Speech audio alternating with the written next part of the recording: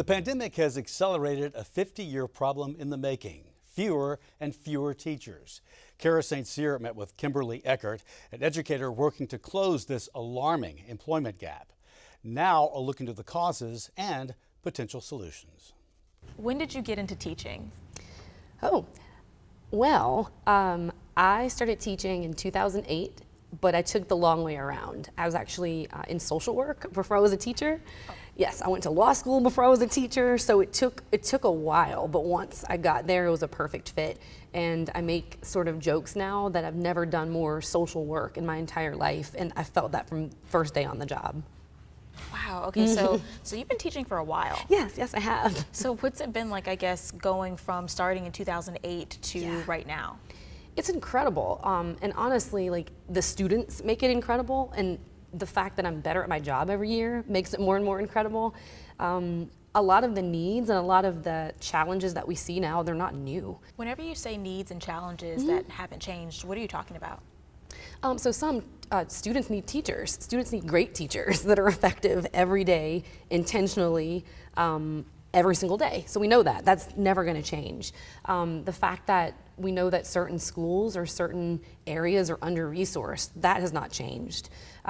We know that sometimes the gaps that are just sort of created by where students are in society, those have not changed.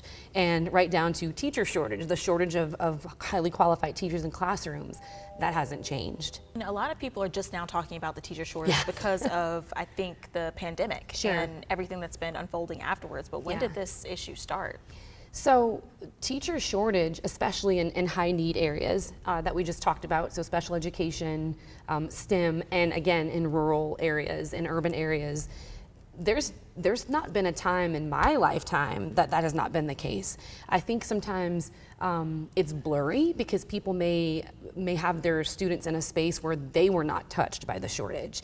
But there are many areas, obviously across the state and across the country, that have never really seen a time where we've had enough, where there's been enough highly qualified teachers to go around.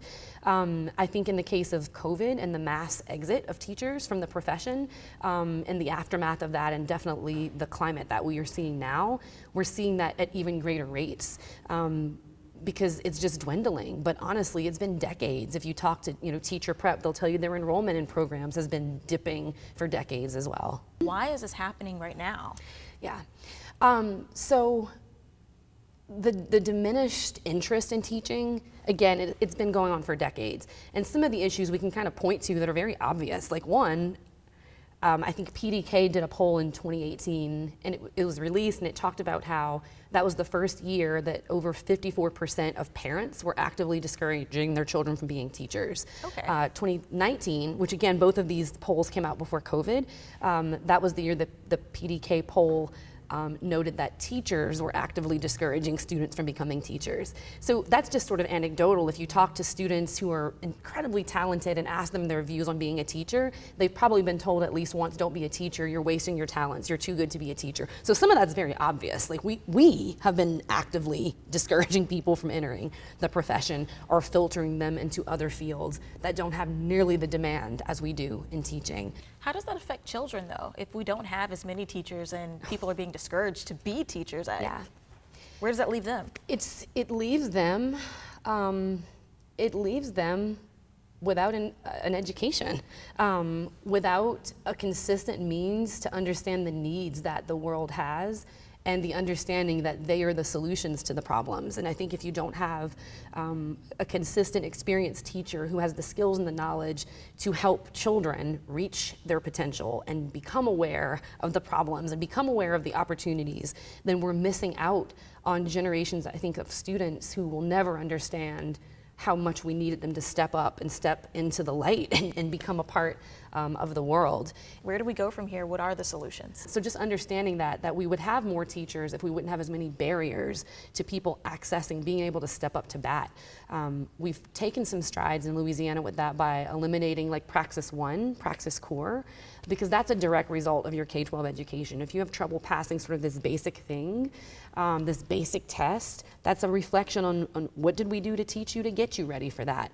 And so I think we started to realize it was a double tax. Like, you can't be a part of the solution because there's this test here that bars you from entering the game. So I think the more we start to look at that, there are way more people who I think would be amazing teachers, but we also have forces that are sort of making it very difficult for that. And so I think that a mixture of it, recruiting where we are, understanding just how difficult it is to be a great teacher, like being honest about that, and purposely seeking the best and the brightest, but eliminating a lifetime of debt to invite them in, and then to support them and to encourage them and to elevate them once they're in. I think that once we start to do that intentionally and we keep our eye on the prize, then we won't be having this conversation again in 10 years. That's my hope. Yeah, I mean, it basically just sounds like meeting people where they are, making everything accessible. Right, which again, a great teacher does in a classroom every day. So there you go. All right, well, thank you so much. Sure. Thank you.